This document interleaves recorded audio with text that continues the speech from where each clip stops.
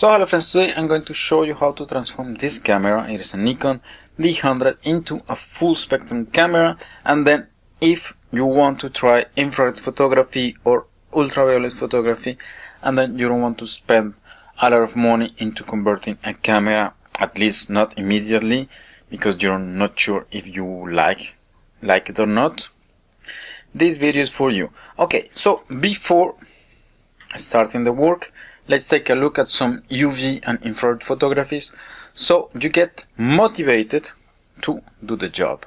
So let's go.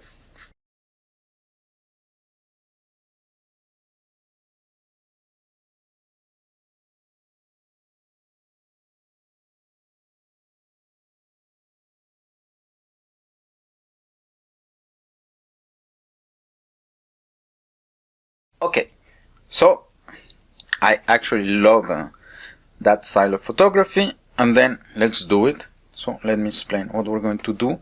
So we're going to open the camera, and then we're going to reach the sensor, and we're going to remove this guy, which is what people call the hot mirror, and then this is what blocks infrared and ultraviolet light, and then just to get focusing at infinity and so on. So we're going to replace it with a quartz glass, which is slightly thicker, but then I have tried okay, so this thing is 1.3 millimeters thick, but I wasn't able to find one, so this one is 1.5 millimeters. I have tried also with 1 millimeter, and then honestly I don't see the difference between both. Okay, so this is what we're going to do, and then if you want to know how to get this guy ready, I have a video showing how to cut glass, and then I do it on quartz, which is slightly stronger than glass. But then let's take a look at the video, and then you will see how to proceed there. Okay, now we're going to open the camera. This is extremely simple. So we're going to remove the base, and then we're going to remove this back here. So let's start by the bottom. So you have 3 screws here that you don't have to remove.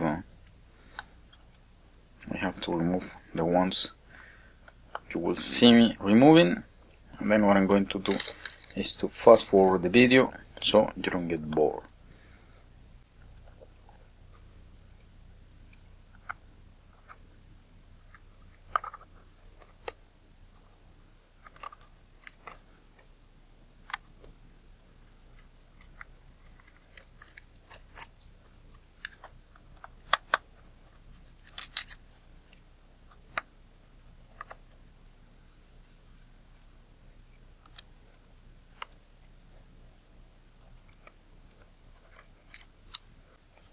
Okay, so we remove all the screws on the bottom, and then it goes without saying that to do the procedure it is better to remove the battery, and then ideally to do it the day before, so you get the capacitor that works the flash discharge, so you don't have risk of getting an electric shock. So with that done, we can remove the cover here. Simple thing. And then I was starting the camera yesterday, and then I realized that I mounted without connecting this cable here, and then usually you will find this cable like this.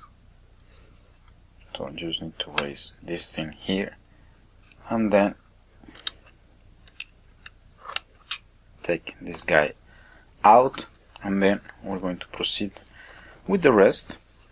So we have still 4 more screws to remove, 5 actually.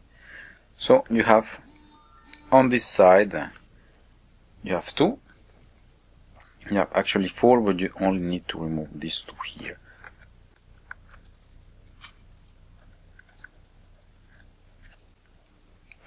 Then you have 2 more on this side.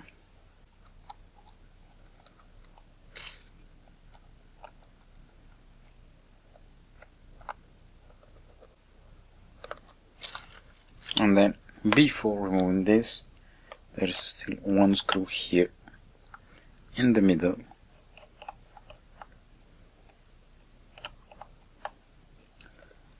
And then with that, okay, this screw very nice to take out. Okay, and then with that we should be able to pull the back here, and then if it falls a bit, it is on this side. Sometimes it gets glue because there is like some foam, and then you see it here. This is sticking, but then I think it's almost gone. What's going on? Okay, here you go. We have removed the back, and then we are okay. I realized my mistake. You have actually this button here, and then to make your life easier, you can actually pull it like this. Well, you have to use like a lever or something to take it out when it is here, and then this was what was bothering me just before. But anyway, so I was able to remove it, and then here we are really near what we want to do. So now we want to remove this cover here, which is shining.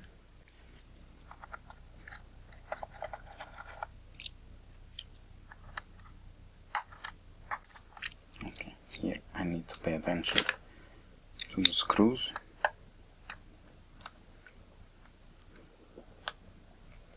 So that one was a bit tight. So instead of forcing and damaging the head, I take large screwdriver with an adapter for the small tip, and then with it I can really push and then give torque to the screw, and then this will avoid me to damaging the screw head, which if I damage it I won't be able to keep disassembling anything at all. So I take this guy out, then this guy here, which is already one of the screws that is holding the sensor, and then if I am correct I should be able to take out this guy here. Okay, that's it, and then here, okay, I can just simply remove it. Yeah, this tape. Okay, so you saw what I did, just pull it, because this tape here was sticking here. So let me put that on the side, and then here we have two options. We can either disconnect here or disconnect here. I will do this option, which seems to be simpler.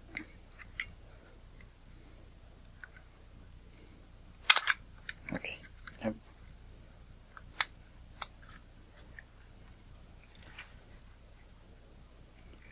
And then now, okay, let's try our luck, and then we try to remove the sensor directly. I did this conversion many years ago, so I don't remember exactly how I did it the first time.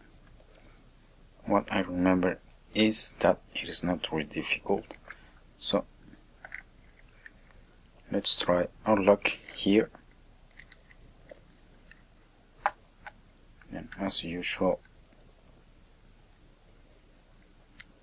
let us just get loose the screws.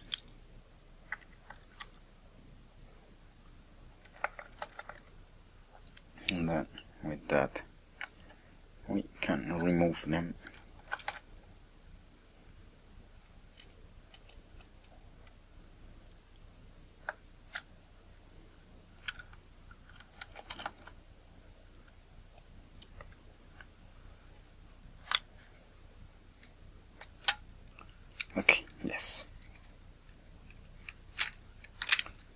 So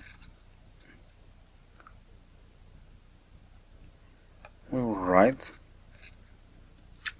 So well, there is this card which is coming along, but then I think we can disconnect it here, or we can even work things out here, so we don't have to remove everything.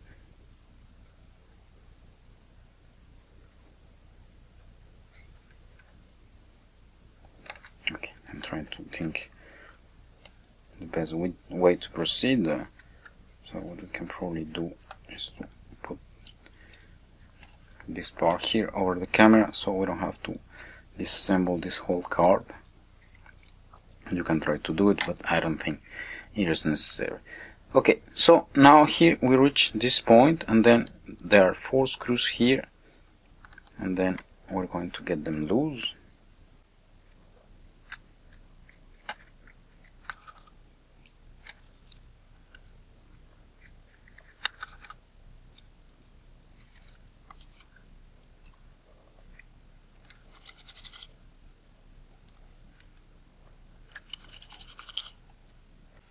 Okay, so we remove this, which is the frame of the sensor.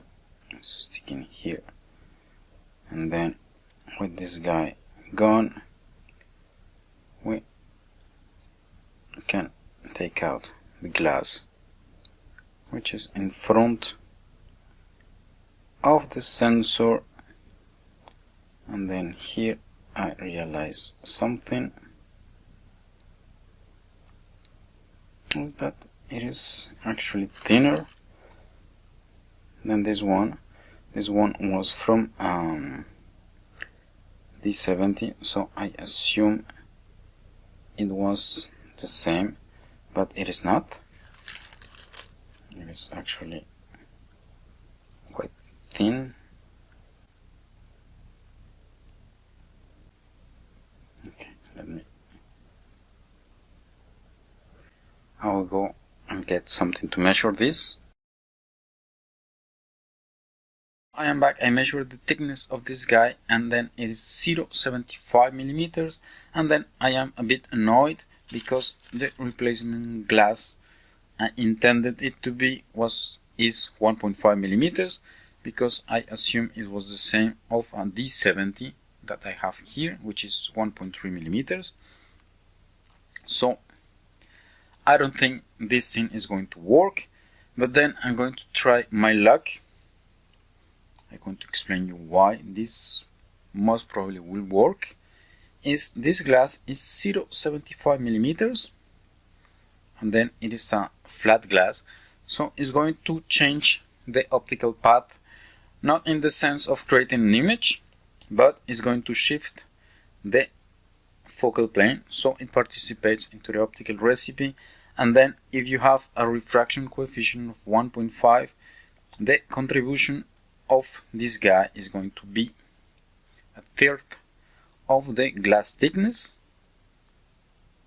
So if I remove it, simply, I'm going to change the optical path length, so the flange distance is going to change only by 0.25 millimeters. So I think this should be okay. I'm going to try my luck, and then I'm going to try that.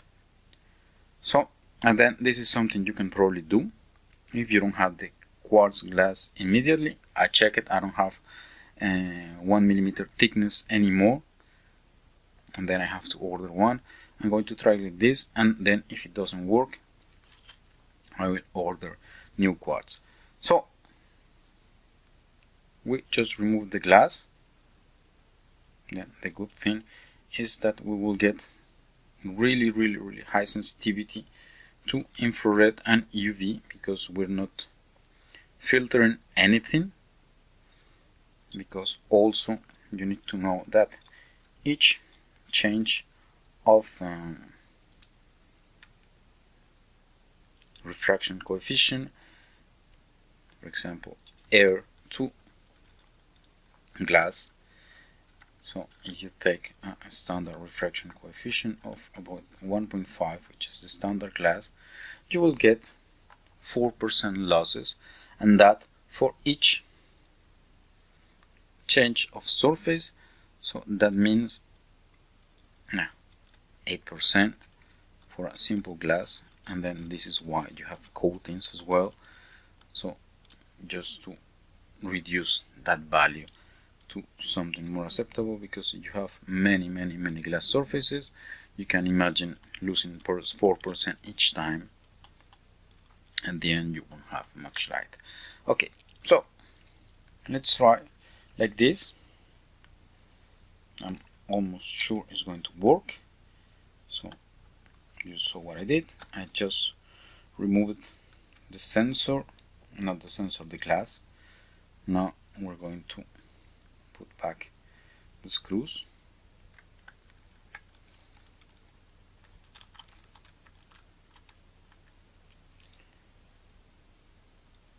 And then obviously I'm not worrying a lot about the integrity of the camera, because these cameras are extremely cheap these days.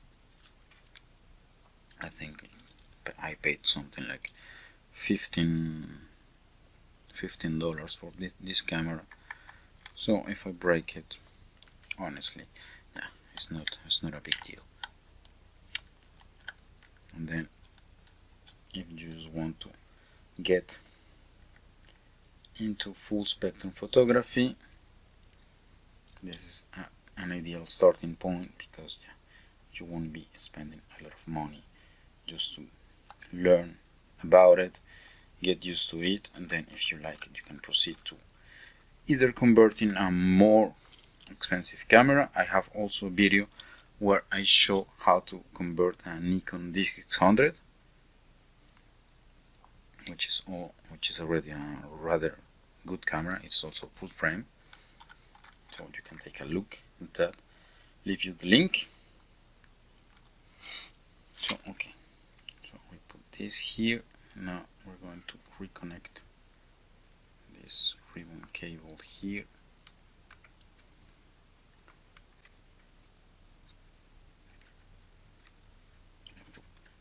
It's connected. It seems to be. Okay, now we put the shielding back, and then I realize I was too quick.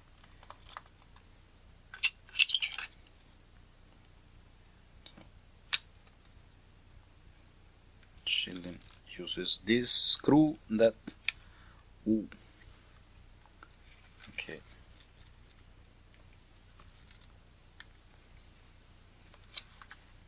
that's probably something you want to avoid. I recovered the screw already.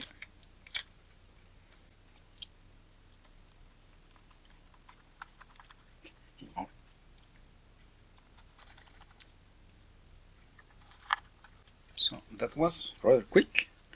Now we're going to put back the back of the camera, and then the annoying part is just to get this guy in, and then my trick is I get something flat, and then I pass it just on the slot it should go, and then I just let it slide in, and then here you go.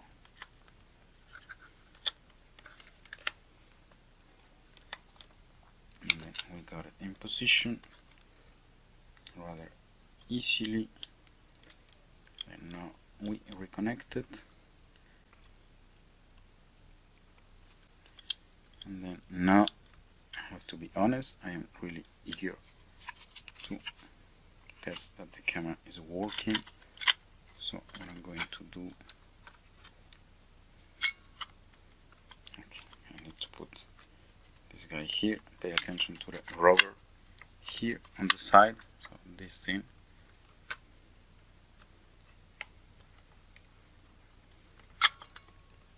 Okay. This thing deformed a bit, so this this guy here, I wanted to keep it in position. Ah, damn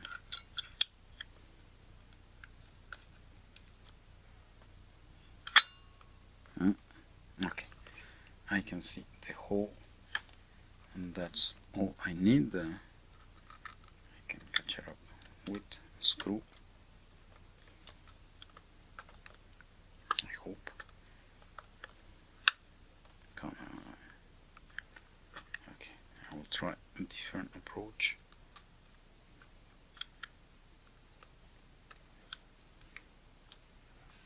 Try to get it in position with the screw. Okay, that's it. I got it in, and then, if I remember correctly, the two really long screws go in these positions.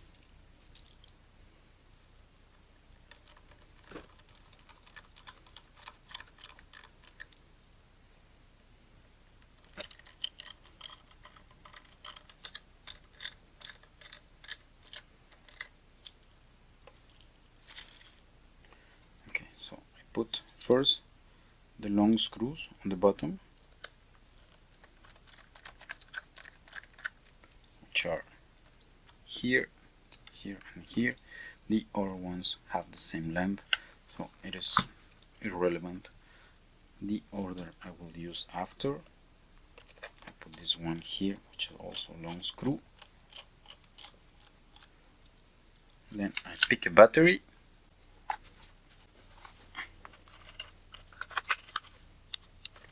Okay, this battery is no good. Okay, so I had a quite hard time trying to find the battery, because I leave it charging yesterday and then that didn't work. But then luckily I had a D70 which still had the battery, and then the camera turns on. I think I can make a picture. Okay, I need to put a memory card, so let's do that. Memory card, let's put this little guy here. I hope we don't need to disassemble again. Print the card, taking picture, showing no error. So this is already really good. So let me try. Okay, this lens is waiting for repair. No, this lens as well. But I think it will work.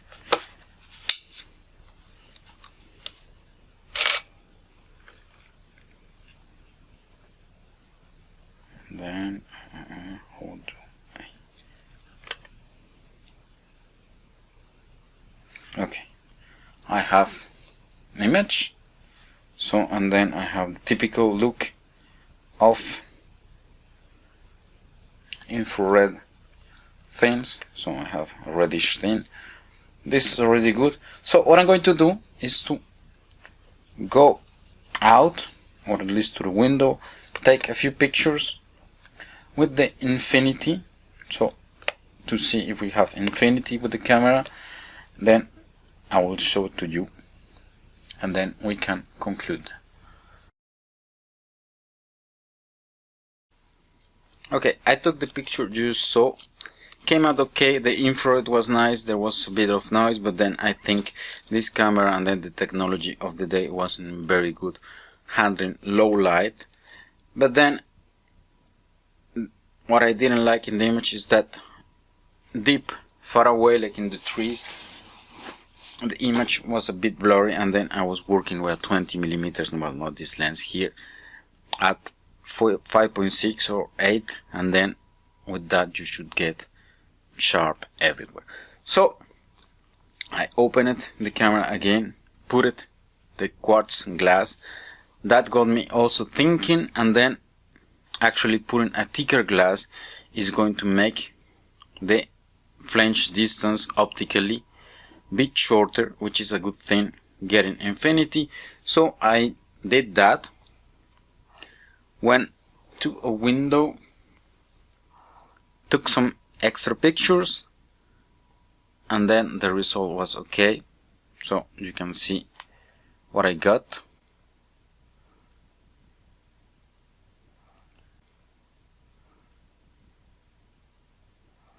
And then now it's just a matter of going out and having fun with the camera. You can do the conversion yourself, and then this is all I wanted to show you today. Thanks for watching and see you next time.